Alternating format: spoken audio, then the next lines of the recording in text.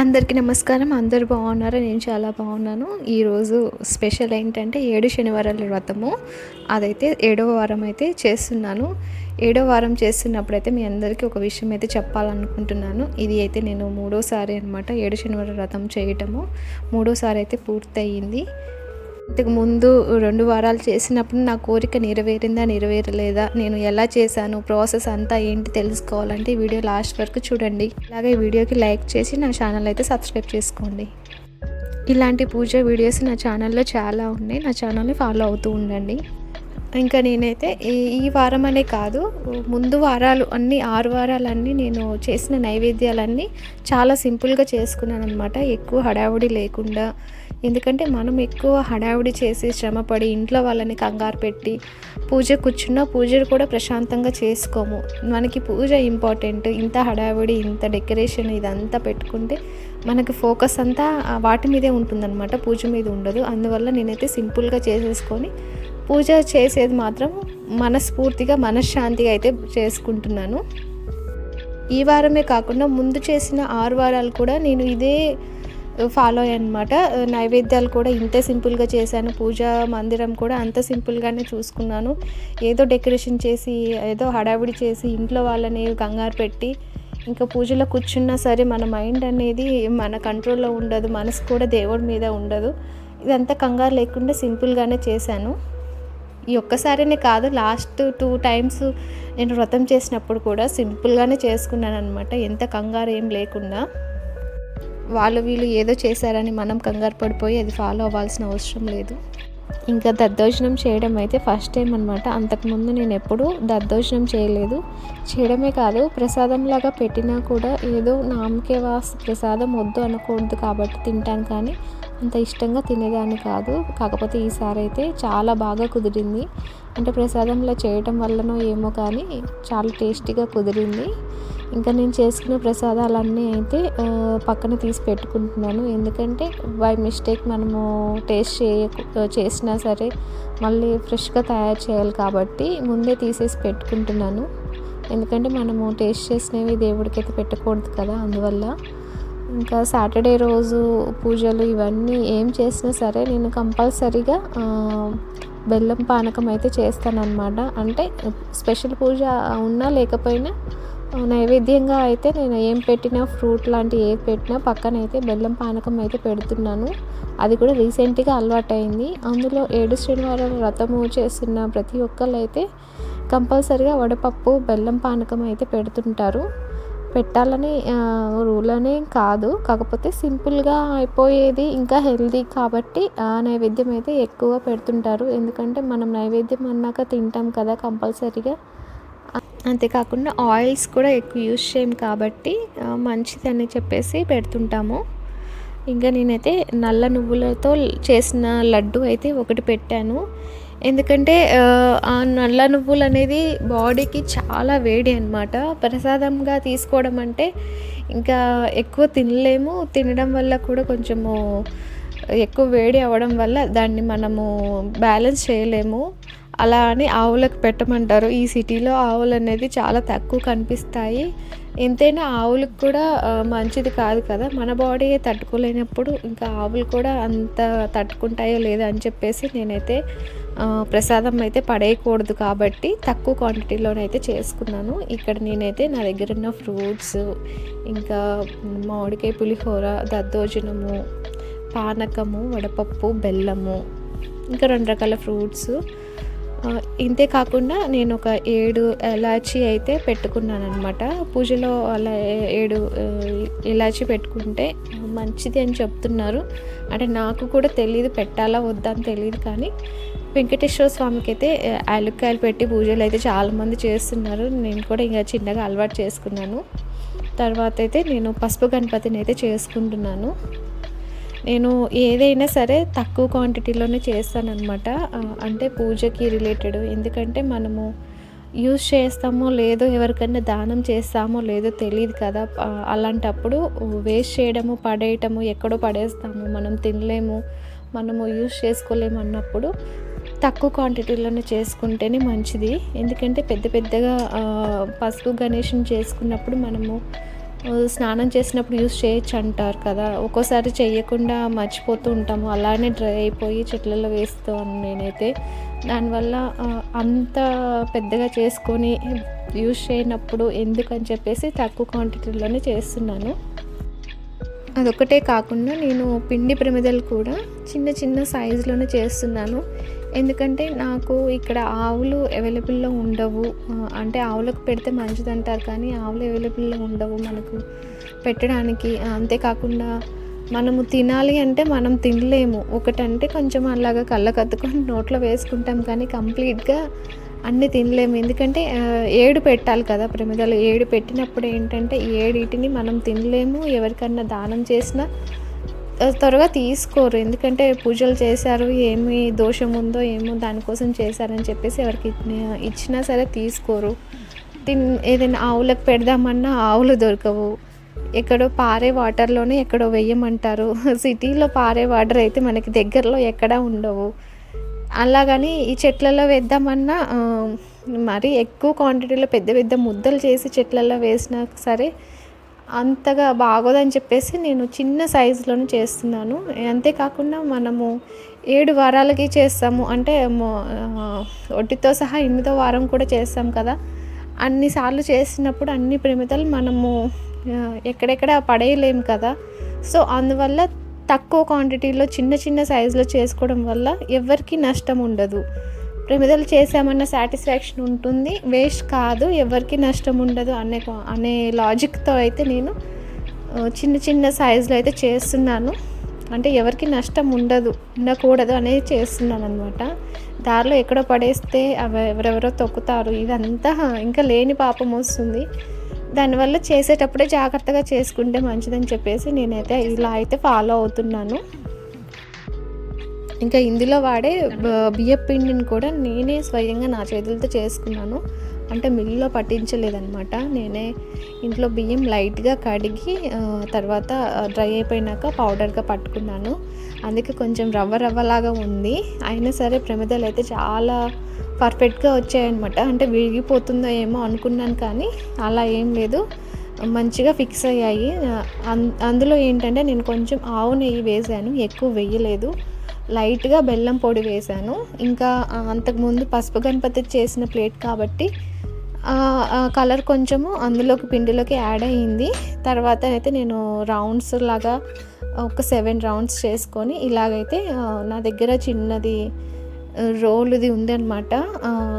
స్టీల్‌ది ఉంటుంది కదా, దంచుతాం కదా మనం, అలాంటిది ఉంటే దాంతో లైట్‌గా ప్రెస్ చేస్తే హోల్ పడిపోయిందనమాట. చాలామంది ఏంటంటే పప్పు గుత్తి ఇంకా వేరే ఏదో ఐటమ్స్‌తో అయితే హోల్ చేస్తుంటారు.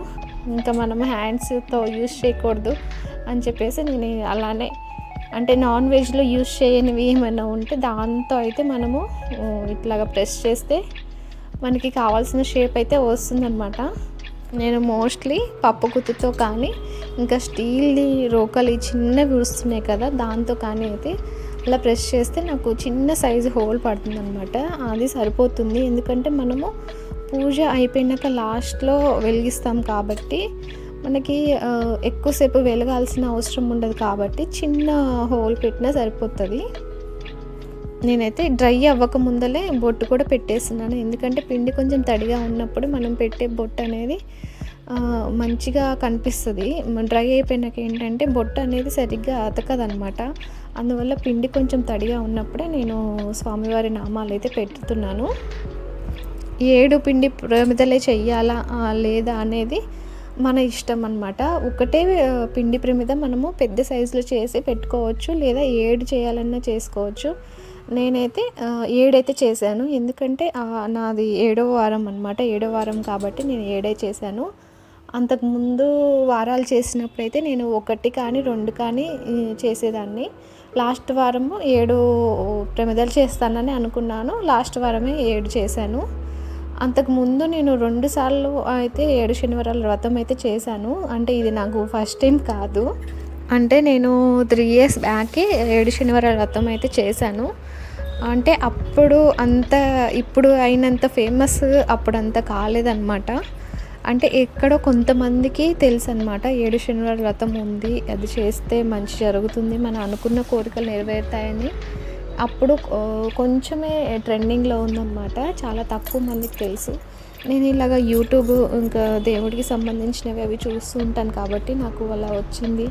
ఇది చేస్తే మనం అనుకున్నవి జరుగుతాయి అని చెప్తే, ఇంకా నాకు అప్పుడు ఇంత రీసెర్చ్ అయితే చెయ్యలేదు. సింపుల్‌గా చేసుకున్నాను. అప్పుడు నేనైతే ఇలాగ పిండి ప్రమిదలు అలా అయితే ఏం చెయ్యలేదు.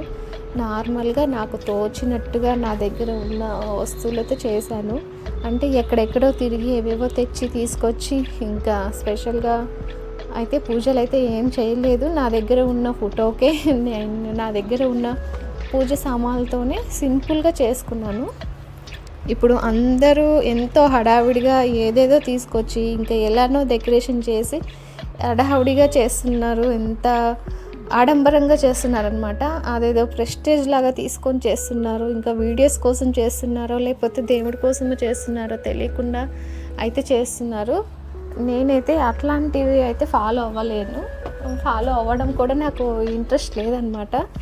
నాకు నచ్చినట్టుగా ఏంటి సింపుల్గా చేసుకోవడం ఇష్టము. నాకు తెలిసి నేను చేసే దాంట్లో నాకు భక్తి ఉంది. అది చాలనుకున్నాను. ఎంతో ఖర్చు పెట్టి ఎంతో వైభవంగా చేసి ఎవరిని ఇంప్రెస్ చేయాల్సిన అవసరం లేదు. దేవుడికి తెలుసు నాకు ఆయన మీద ఎంత భక్తి ఉందో, నేను చేయాలనుకున్న పని మీద నాకు ఎంత నమ్మకం ఉందో అనేది ఆయనకు తెలుసు. కాబట్టి ఆయన నన్ను యాక్సెప్ట్ చేస్తారని చెప్పేసి నేను నాకు తోచినట్టుగానే నాకు వీలైనంతగానే చేసుకుంటూ వస్తున్నాను. ఏదైతే థర్డ్ టైం అనమాట. నేను ఫస్ట్ టైం చేసినప్పుడు అసలు ఏది అంతగా తెలియదు. ఎంక్వైరీ చేయడానికి కూడా ఇప్పుడు ఉన్నంత వీడియోస్ అయితే అప్పుడు లేవన్నమాట. ఒక్క వీడియోనే తెలుసు నాకు. ఆ ఒక్క వీడియోలోనే చెప్పినట్టుగానే ఫాలో అయ్యాను. ఆవిడ కూడా చాలా సింపుల్గా చెప్పింది. అంటే నేను ఫాలో అయిన వీడియో ఏంటంటే లేడీ అనమాట పూజ చేసింది. ఆవిడ చెప్పినట్టుగానే చేశాను. ఆవిడ ఇవన్నీ ఏం చెప్పలేదు. పిండి ప్రమిదలు పెట్టాలి, ఇంకేవేవో తేవాలి, ఇట్లా ఏం చెప్పలేదు. చాలా సింపుల్గా చెప్పింది. నేను కూడా అంతే సింపుల్గా చేశాను. దేవుడు కూడా అర్థం చేసుకున్నాడు. అంటే నాలో భక్తిని చూశాడు, కానీ నేనేం చేస్తున్నాను ఏం చేస్తున్నాను అనేది అయితే చూడలేదు. అప్పుడు నేను చేసినప్పుడు ఆల్మోస్ట్ 6 months పట్టిందనమాట నా పూజ కంప్లీట్ అయ్యేసరికి.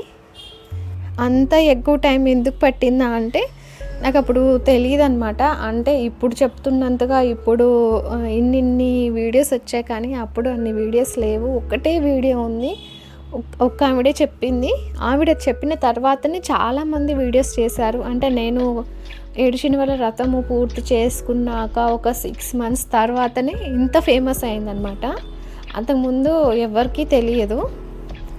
నేను మాత్రం ఆవిడ ఎలా చెప్పిందో యాజ్ ఇట్ ఈజ్ అలానే చేశాను. ఆవిడ ఏవేవి వస్తువులు కావాలన్నాయి అవన్నీ నాకు ఇంట్లో ఉన్నాయి కాబట్టి వాటితోనే చేశాను. నేను సపరేట్గా ఏది కొనలేదు, ఏమి చేయలేదు. ఆవిడ ఎలాగ చెప్పిందో పూజ అలానే చేశాను. నేను ఏదైతే కోరుకున్నానో ఆ కోరిక కూడా నేను 7 శనివారాల వ్రతము పూర్తి అయిన రోజు నాకు ఫలితం వచ్చిందనమాట. అంటే నేను 8వ వారం కంప్లీట్ చేయలేదు. కంప్లీట్ చేయక ముందే నాకు రిజల్ట్ వచ్చింది. తర్వాత 8వ వారము చేద్దాం అనుకునే లోపు అనుకోకుండా తిరుపతి ప్రయాణం అయితే చేశాము. ఆ తిరుపతి ప్రయాణం కూడా అసలు టికెట్లు కూడా బుక్ చేసుకోలేదు మేము. అంటే అసలు నాకు ఐడియా లేదనమాట. అంటే 7వ శనివారము 8వ శనివారము పూర్తి అయిపోయినాక మనం తిరుపతి వెళ్ళి దర్శనం చేసుకొని మొక్కు చెల్లించుకోవాలి అన్న విషయం నాకు అప్పుడు ఐడియా లేదు.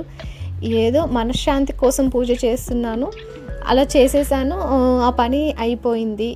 అసలు నేను ఈ పూజ చేస్తున్నాను అన్న విషయం మా ఇంట్లో కూడా చెప్పలేదు. మామూలుగా పూజ చేస్తున్నట్టుగానే 1 గంట టైం పట్టిందనమాట నాకు. ఆ గంట టైం పూజ చేసేదాన్ని. మా ఇంట్లో కూడా ఆ విషయం తెలీదు. అలా చేసుకుంటూ వచ్చాను. నాకు పని సక్సెస్ అయింది.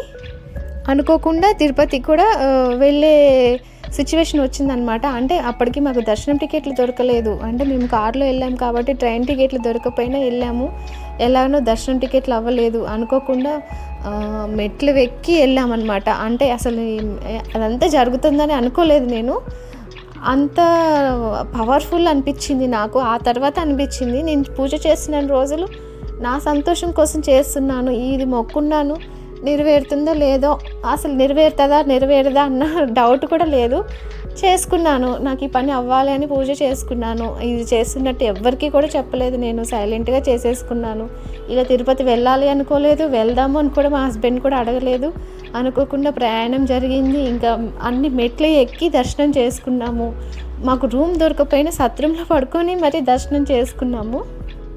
అంటే నేను 7వ వారం పూర్తి చేసేసరికి చాలా లేట్ అయిపోయింది. అంటే ఆల్మోస్ట్ 6 మంత్స్ పట్టిందనమాట. అంటే మధ్యలో బ్రేక్స్ తీసుకుంటూ అంటే అన్ని పనులు సెట్ అవ్వాలి కదా పూజ చేసుకోవడానికి అని అన్నీ చూసుకుంటూ కంప్లీట్ అయ్యేసరికి లేట్ అయింది. నేను లేట్ చేసినా సరే నేను 7వ వారం పూర్తి చేసే లోపే నాకు రిజల్ట్ వచ్చేసింది. తిరుపతి వెళ్ళాను, దర్శనం చేసుకున్నాను, అన్నీ టకటక అయిపోయింది. నాకు అసలు అది ఇప్పుడు తలుచుకున్నా సరే గూస్ బంప్స్ వస్తాయన్నమాట. అంటే అంత పవర్ఫుల్ పూజ నేను సింపుల్గా ఇలా చేసేసుకున్నాను. ఆయన దేవుడు నాకు నాలో భక్తిని ఒకటే చూశాడు అనే నమ్మకం అనమాట. ఇంకా అప్పటి నుంచి నాకు ఏది అంటే ఏదైనా ప్రాబ్లం అనిపించినా, ఇబ్బంది అనిపించినా ప్రతిసారి ఇట్లా వెంకటేశ్వర స్వామికి అయితే పూజ చేస్తున్నాను. అంటే 7 శనివారాల వ్రతము లాగా కాకుండా నార్మల్గా శనివారం పూజలు చేస్తారు కదా అలానే, కాకపోతే పిండి ప్రమిదలు పెట్టి ఆయనకి వడపప్పు పానకము సమర్పించుకొని ఏదైనా ఇబ్బంది ఉంటే ఆ ఇబ్బంది చెప్పుకుంటున్నాను. ఇంకా 108 నామాలు ఉంటాయి కదా అవి చదువుకుంటున్నాను. దానివల్ల కూడా నాకు కొంచెం ప్రశాంతత అనిపిస్తుంది. రెండోసారి 7 శనివార వ్రతము పూర్తయినాక నాకు పని అటు ఇటుగా అయింది. కాకపోతే పర్లేదు, సక్సెస్ అయిందనమాట. ఇదైతే థర్డ్ టైము. అంటే ఆల్మోస్ట్ 1.5 ఇయర్ 2 ఇయర్స్ గ్యాప్లో అయితే చేస్తున్నాను అనమాట. అంటే ఒక ఇయర్లో 1 టైం అయితే చేస్తున్నాను. ఒక ఇయర్లో 2 టైమ్స్ అయితే చేయలేదు ఇప్పటివరకు అయితే. లాస్ట్ ఇయర్ చేయలేదు, అంతకుముందు ఇయర్ చేశాను. మళ్ళీ ఈ ఇయర్లో అయితే కంప్లీట్ అయిపోయింది. ఈ ఇయర్లో అయితే కంప్లీట్ అయిపోయింది. ఇంకా నెక్స్ట్ ఇయర్ ఎలా ఉంటుందో, నేను ఎప్పుడు స్టార్ట్ చేస్తానో తెలీదు. చూడాలి. ఆయన అనుగ్రహం ఉంటే, ఆయన మమ్మల్ని చల్లగా చూస్తే ఇంకెప్పటికీ ఇలా ఆయనని పూజిస్తూనే ఉంటాను. ఇంకా కంపల్సరీగా తిరుపతి వెళ్ళాలా వెళ్ళకూడదా అనేది మన సిచ్యువేషన్స్ని బట్టి ఉంటుందన్నమాట. నేనైతే 2 సార్లు పూజ పూర్తి చేసుకునే లోపు నాకు అనుకోకుండా తిరుపతి ప్రయాణం అయితే అయింది. అంటే ఫస్ట్ టైం అయితే అన్ఎక్స్పెక్టెడ్గా అప్పటికప్పుడు డిసైడ్ అయ్యి వెళ్ళాము. సెకండ్ టైం చేసినప్పుడు ఏంటంటే మిడిల్లోనే అంటే థర్డ్ వారము ఆ టైంలో అయితే టికెట్స్ ఇట్లాగైతే బుక్ అయినాయి అనమాట. అంటే సెకండ్ టైం చేసినప్పుడు ఇంకా అదృష్టం ఏంటంటే మాకు సుప్రభాత సేవ దర్శనం టికెట్లు అయితే దొరికినాయి అనమాట. అది అస్సలు మర్చిపోలేను. ఆ పూజ అలా చేస్తున్న మధ్యలోనే నాకు సుప్రభాత సేవ టికెట్లు సెలెక్ట్ అయ్యారన్న మెసేజ్ అయితే వచ్చింది. ఇంకా నేను ఎప్పటికీ మర్చిపోలేను. ఏదో ఒక రూపంలో ఏదో ఒక మంచి అయితే జరుగుతుంది ఈ పూజ వల్ల. అలాగని చెప్పేసి యూట్యూబ్లో అందరు వీడియోస్ పెడుతున్నారు కదా, అలాగా మీరు ఏదో ఖర్చు చేసి ఏదో ఎక్కడెక్కడ నుంచో ఏదో ఆన్లైన్లో బుక్ చేసుకొని ఇవన్నీ చేయాల్సిన అవసరం లేదు. మనము భక్తి శ్రద్ధ చూపించి నమ్మకంతో చేస్తే చాలు, అంతే మంచి జరుగుతుంది. ఆ వెంకటేశ్వర స్వామిని నమ్ముకున్న వాళ్ళెవ్వరికీ అన్యాయం జరగదు. ఆయన ఏదో ఒక రూపంలో ఏదో ఒక సహాయం అయితే చేస్తాడు. కాకపోతే ఒక్కొక్కసారి లేట్ అవుతుంది. అది ఎందువల్ల అనేది మనము చేసుకున్న కర్మఫలమో లేకపోతే పోయిన జన్మ పాపమో ఏమో దానివల్ల అయితే లేట్ అవుతుంది. అలాగని ఆయన ఎప్పుడు మనల్ని వదిలేయడు. కొంచెం మనము చేసుకున్న కర్మం కూడా మనము అనుభవించి దాని నుంచి ఏదో ఒక పాఠం నేర్చుకోవాలని ఆయన ఎదురు చూస్తాడనమాట. ఆ తర్వాతే ఆయన చెయ్యిచ్చి మనకి సహాయం చేస్తారు. ఆయన మీద మాత్రం నమ్మకం వదులుకోకుండా ఉంటే చాలు, ఆయనే చూసుకుంటాడు అంతా. అంతే నేను చెప్పాలనుకుంటుంది. Thanks for watching.